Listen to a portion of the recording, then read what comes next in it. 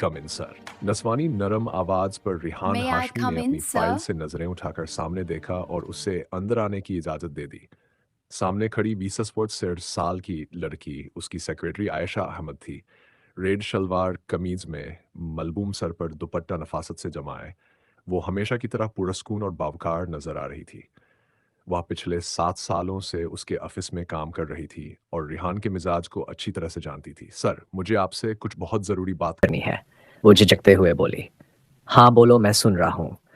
वो कहकर फाइल एक साइड पर रखता अपने लैपटॉप की स्क्रीन पर झुक गया। सर, मेरी एक दोस्त है, उसे आपकी मदद चाहिए। आयशा ने हिम्मत जमा करते हुए अपनी बात कही।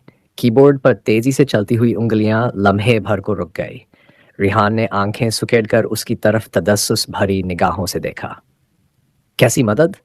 सर, मेरी दोस्त को 15 लाख रुपए की जरूरत है। यह कहते ही आयशा ने नजरें झुका ली, जैसे उसे खुद अपनी बात पर यकीन ना हो। रिहान का कहकहा कमरे में गूंजा और आयशा रिहान के कहे पर मजीद शर्मिंदगी से नजरें झुका गई। 15 लाख रुपए? आयशा अहमद, सीरियसली? तुम जानती हो 15 लाख रुपए कितनी बड़ी रकम है, और मैं ये इतनी बड़ी रकम किसी अनजान को ऐसे ही दे दूं? आखिर उसे इतने पैसों की ज़रूरत क्यों है? कोई वजह तो होगी। वो संजीदगी से बोला। आयशा ने रब भी और धीमी आवाज़ में बोली, जी सर, उसके वालिद की ओपन हार्ट सर्जरी है। डॉक्टर ने सर्जरी के लिए 15 लाख रुपए मांगे हैं। सर, वो गरीब लड़की है, घर में कमाने वाला कोई नहीं। लेकिन सर, वो आहिस्ता आहिस्ता आपका कर्ज अदा कर देगी। बोलते हुए उसकी आवाज़ भरा गई और उसने दोबारा नजरें झुका ली। मास ने कुर्सी के पुश से टेक लगाई। आंखों में अजीब सी चमक उभरी। इंटरेस्टिंग, लेकिन वो खुद क्यों नहीं आई? जाहिर है पैसा उसे चाहिए तो सामने भी उसे ही आना चाहिए।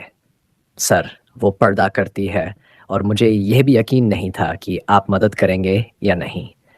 इसीलिए मैंने पहले आपसे बात करना मुनासिब समझा। अगर आप इजाज़त दें तो आपके सामने आ जाएगी। वो पुरसुकून लहजे में बोली। नाम क्या है तुम्हारी दोस्त का? वो वापस लैपटॉप पर मशरूफ हो गया। आयत फारूक, आयशा ने आहिस्तगी से कहा। सर, आप सबकी मदद करते हैं, प्लीज़ मेरी दोस्त की भी मदद कर दें, किसी गरीब का भला हो जाएगा। उसके लहजे में नमी और अपनायत वाज थी। मोज की उंगलियां फिर रुक गई। उसने नजरें उठाकर गहरी सांस ली। आयशा अहमद, हमेशा याद रखना, इस दुनिया में कुछ भी मुफ्त नहीं मिलता। कुछ पाने के लिए हमेशा कुछ खोना पड़ता है। खैर, उसे कल ऑफिस ले आओ। मैं देख लूंगा मुझे उसकी मदद करनी चाहिए या नहीं। और हाँ, उससे कहना मेडिकल रिपोर्ट साथ लेकर आए। वो थोड़ा सा झुका और सर दबाया। अब जाओ और मेरे लिए कॉफ़ी लेकर आओ। सर में शदीद दर्द हो रहा है। आयशा ने मुस्कुराते हुए इस बात में सर हिलाया और बाहर निकल गई। मॉस ने थकन से भरपूर ठंडी सांस ली, लैपटॉप बंद किया और कुर्सी पर सर गिराकर आंखें मोद ली। हाँ आयत, मैंने सर से बात कर ली है। उन्होंने हाँ तो नहीं की, लेकिन तुमसे मिलना चाहते हैं। कल सुबह 10 बजे उनके ऑफिस आ जाना, देखना वह तुम्हें पैसे दे देंगे, सब ठीक हो जाएगा।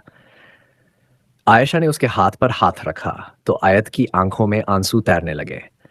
वो इस वक्त एक रेस्टोरेंट में बैठी हुई थी। वो दोनों गहरी दोस्तें थी, एक ही स्कूल और कॉलेज में साथ पढ़ती थी। वो दोनों अपनी हर बात एक दूसरे से शेयर करती थी सेंड और एक दूसरे के हालात और मसाइल से भी अच्छी तरह से वाकिफ थी। आयशा, मुझे बहुत डर लग रहा है। बाबा ठीक हो जाएंगे ना?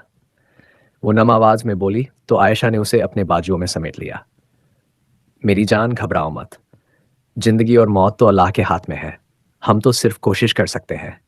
इंशाल्लाह अंकल बिल्कुल ठीक हो जाएंगे। आयशा ने उसे तसल्ली दी। हाँ, मेडिकल रिपोर्ट्स भी साथ ले आना, और फिक्र मत करो। रिहान हाशिम बहुत अच्छा इंसान है, ना जाने कितने लोगों की मदद कर चुका है। वो तुम्हारी भी ज़रूर मदद कर देगा। आयशा की बात पर आयत आंखों से मुस्कुराई और वो आयशा का शुक्रिया अदा करती, खुदा हाफिज कहती घर आ गई थी। सुबह आयत फारूक ने अपने गाउन को मजबूती से संभाला और धड़कते दिल के साथ कैसरानी ग्रुप एंड कंपनीज की उस ऊंची इमारत पर नजर डाली जो शीशे की तरह चमक रही थी। आयशा बार बार उसे तसल्ली दे रही थी। घबराना मत आयत, तुम बस अंदर जाकर सर से सीधी बात करना। इंशाल्लाह सब अच्छा होगा। आयशा ने उसका हाथ थाम कर दबाया। आयत ने हल्का सा सर हिलाया डेस्क और आयशा के साथ अंदर दाखिल हुई। रिसेप्शन से गुजरकर वो रिहान के केबिन तक पहुंची। आयत फारूक ने बोझल दिल से दस्तक दी। आयशा उसे बेस्ट ऑफ लक का इशारा करती वापस चली गई, जबकि आयत घबराती हुई उंगलियां चटखाने लगी। कम इन कमरे के अंदर से भारी मगर मुतवाजन आवाज आई। दरवाजा खुला और आयत दबे कदमों अंदर दाखिल हुई। सफेद बुरके में सरता पैर ढकी वो लड़की रिहान हाशिम के सामने खड़ी थी। उसके सिर्फ पूरी आंखें नजर आ रही थी। वो सादगी में भी बेहद पुरकशिश लग रही थी। आंखें झुकी हुई थी और हाथों में एक फाइल थी। वह काफी देर तक मुकाबिल के बोलने का इंतजार करता रहा। जब कोई ना बोला तो रिहान हाशिम ने सर उठाया। सामने खड़ी लड़की को देखकर उसके चेहरे पर एक लम्हे को हैरानी की लहर दौड़ गई। वो बिल्कुल वैसी नहीं थी जैसी उसने सोचा था। सामने खड़ी लड़की अपनी उम्र से काफी छोटी लग रही थी। जिस्म की कपकपाहट उसके लरजते हुए दिल का पता दे रही थी। आंखों में नमी और सरखी थी, जैसे किसी भी लम्हे आंसू टपक जाएंगे। बार बार अपनी उंगलियों को मरोड़ती वह अपनी घबराहट पर काबू पाने की नाकाम कोशिश कर रही थी। सांसें तेज चल रही थी और नजरें जमीन पर जमी हुई थी। रिहान हाशिम अपनी कुर्सी पर टिका उसे बगौर देख रहा था, जबकि वो बेबसी और झिझक के हिसार में कैद होकर हिम्मत ही नहीं कर पा रही थी कि सीधे उसकी आंखों में देख सके। आप आयत फारूक हैं? रिहान हाशमी ने गहरी निगाहें सामने खड़ी लड़की पर डाली। जी सर। आयत की आवाज हल्की सी कांप रही थी। बैठ जाए। रिहान हाशमी ने सामने रखी कुर्सी की तरफ इशारा किया। आयत नेज़ें झुकाए आहिस्ता से कुर्सी पर बैठते हुए रिपोर्ट्स आगे कर दी। ये मेरे बाबा की रिपोर्ट्स हैं सर। डॉक्टर्स ने कहा है कि फरी सर्जरी ज़रूरी है। सर्जरी और दवाइयों पर जो खर्च होगा इसके लिए 5 लाख की ज़रूरत है। रिहान हाशमी रिपोर्ट्स उठाकर बुखार देखना शुरू कर दें। कमरे में चंद लम्हे खामोशी छाई रही। सिर्फ पेपर पलटने की आवाज़ आ रही थी। आयत के दिल की धड़कनें इस खामोशी में और तेज सुनाई दे रही थी। कुछ देर बाद रिहान हाशमी ने फाइल बंद करके गहरी सांस ली। तो आपको मुझसे 5 लाख चाहिए। आयत ने बेबसी से सर हिलाया। जी सर, मैं जानती हूं यह बहुत बड़ी रकम है, लेकिन मेरे पास और कोई रास्ता नहीं है। मैं आपको वापस करने की पूरी कोशिश करूंगी। आपका एहसान होगा मुझ पर। वो नजरें झुकाए बोली। रिहान हाशमी ने कुर्सी की पुश से टेक लगाई। एक लम्हे को आयत के चेहरे को गौर से देखा और फिर वह उठकर आयत के साथ वाली कुर्सी पर बैठ गया। आयत उसके अचानक से साथ बैठने पर घबराहट का शिकार हुई। कुछ पल के लिए दोनों की नजरें मिली, लेकिन आयत रिहान हाशमी की नजरों की ताप ना लाते हुए नजरें झुका गई। पैसे देना मेरे लिए मसला नहीं है। 65 लाख देना मेरे लिए मामूली सी बात है। आयत फारूक। वो थोड़ी देर रुका। लेकिन कहते हैं कि हर चीज की एक कीमत होती है। पाने के लिए कुछ खोना पड़ता है। अब सवाल यह है कि क्या आप ये कीमत चुका सकती है या नहीं। वो हल्का पुरार मुस्कुराया। ये सुनकर आयत का दिल जैसे जोरों से धड़का। वो हैरान और परेशान नजरों से उसकी तरफ देखने लगी। मैं आपकी बात का मतलब नहीं समझी सर। आप कहना क्या चाहते हैं?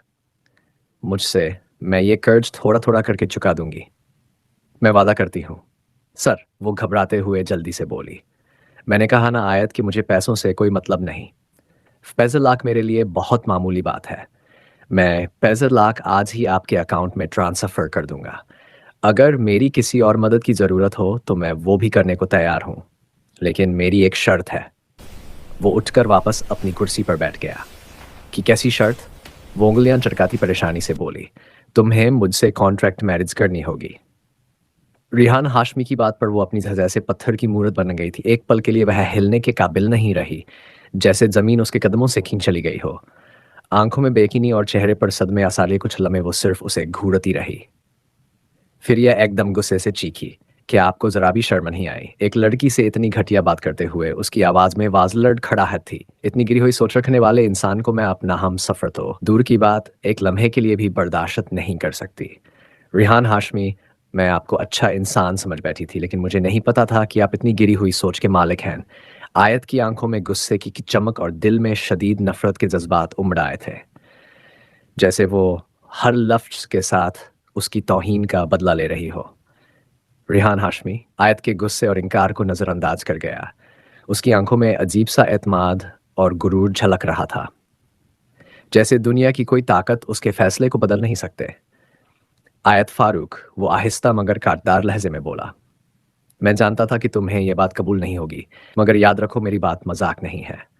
कॉन्ट्रैक्ट मैरिज तुम्हारा इंतखाब नहीं, बल्कि तुम्हारी मजबूरी बनेगी। फिर तुम्हारे पास इनकार का कोई रास्ता नहीं बचेगा। उसके अल्फाज आयत के दिल पर हथौड़ों की तरह बरस रहे थे और वह अपनी जगह बेबस खड़ी आंखों में नमी लिए उसे तक रही थी। लेकिन रिहान हाशमी के चेहरे पर बेनियाजी छाई हुई थी, जैसे उसे पूरा यकीन था कि सामने वाला उसकी बात को रद्द नहीं कर सकता। तुम अच्छी तरह सोच लो।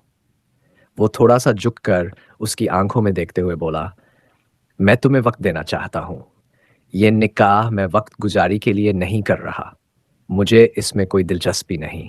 मैं ये निकाह अपनी औलाद के हुसूल के लिए कर रहा हूँ। मेरी होने वाली बीवी माँ नहीं बन सकती, और हमारे यहाँ जिससे एक बार रिश्ता तय कर दिया जाए उसे हर हाल में कबूल किया जाता है, चाहे वह पसंद हो या ना हो। वो रुका, फिर कुर्सी की पुश्त से टेक लगाकर मजीद बेरहमी से बोला, यह कॉन्ट्रैक्ट मैरिज तब तक वैलिड रहेगी जब तक तुम मेरे बच्चे की माँ नहीं बन जाती। जैसे ही तुम मुझे मेरा वारिस दोगी यह रिश्ता खत्म हो जाएगा। इसके बाद तुम आज़ाद होगी। मैं तुम्हें मजबूर नहीं करना चाहता, लेकिन अपने बाप को बचाने के लिए तुम्हें यह कुर्बानी देनी है या नहीं, यह फैसला तुम्हें करना है। वरना मैं ये पैसा तुम्हें ऐसे ही तो नहीं देने के लिए तैयार हूँ, लेकिन 2 साल के अंदर तुम्हें ये पैसे वापस करने होंगे। मैं जानता हूँ कि 50 लाख इतनी बड़ी रकम है कि तुम जैसी मिडिल क्लास फैमिली से ताल्लुक़ रखने वाली लड़की 10 साल भी कोशिश कर ले तो इतनी बड़ी रकम नहीं चुका सकती। तुम्हारे पास 2 रास्ते हैं, या तो तुम मुझसे पैसे ले लो और 2 साल के अंदर मुझे 65 लाख लौटा दो। दूसरा ये कि मुझसे कॉन्ट्रैक्ट मैरिज कर लो और मुझे मेरा वारिस दो और तलाक लेकर आज़ाद हो जाओ और सुकून की ज़िंदगी गुजारो। उसके लहजे की संगीनी और अल्फाज की कड़वाहट ने आयत को जैसे अंदर तक हिला दिया। वो लरसती हुई सांसों के साथ कुछ कहना चाहती थी, मगर आवाज़ लबों पर ही दम तोड़ गई। रिहान हाशमी ने जैसे उसकी हालत को नज़रअंदाज करते हुए कागजात उठाए और इत्मीनान से बोला, यूं चीखने चिल्लाने से कुछ नहीं होगा। एंड ठंडे दिमाग से सोचो, तुम्हें ये रकम वापस नहीं करनी पड़ेगी, बाकी सब तुम्हारी मर्जी। एक दिन का वक्त है तुम्हारे पास, अच्छी तरह से सोच समझ लो। यह कहकर वह मुकम्मल सुकून के साथ दोबारा अपने काम में मशरूफ़ हो गया, जैसे अभी कुछ हुआ ही ना हो। जबकि आयत आंखों में आंसू, कांपते हाथों और बोझल दिल के साथ वहां से निकली। बाहर निकलते ही कदमों में लजिश थी, जैसे ज़मीन भी उसका साथ छोड़ रही हो। वो घर वापस आए, मगर दिल और दिमाग पर रिहान हाशमी के अल्फाज की बारिश इतनी गहरी थी कि हर सांस उसके लिए अजियत बन गई थी। वो घर आए तो कमरे की खामोशी में और तकिए में मुंह छुपाकर पूरी रात रोती रही। उसके दिल पर एक ऐसा बोझ आ पड़ा जिसने उसे तोड़ कर रख दिया था, लेकिन वह जानती थी कि अपने बाप को बचाने के लिए उसे अगवा घूंट पीना ही होगा, यह कुर्बानी देनी होगी। वो सोचती रही, सिर्फ 2-3 साल खुद को तसल्ली देती रही कि ही सब्र का इम्तिहान है, बाप का अच्छा इलाज हो जाएगा, छोटे बहन भाइयों का मुस्तकबिल सवर जाएगा। मगर इस तसल्ली के बावजूद दिल का गम उसे हर लम्हा हुलान करता रहा। बारिश की तेज बूंदें शहर की सड़कों को भिगो रही थी। आयत भी गागाउन संभालती बोझल कदमों से तेज तेज चल रही थी। उसके हाथ में मोबाइल था, जिसकी स्क्रीन पर अस्पताल की तरफ से एक मैसेज चमक रहा था, कल सब तक पैसे ना मिले तो आपके वालिद की सर्जरी नहीं हो सकेगी। ये अल्फाज उसके दिल पर पत्थर की तरह गिर रहे थे। बाप के चेहरे का ख्याल आते ही वह बेबसी के साथ रो पड़ी। अगर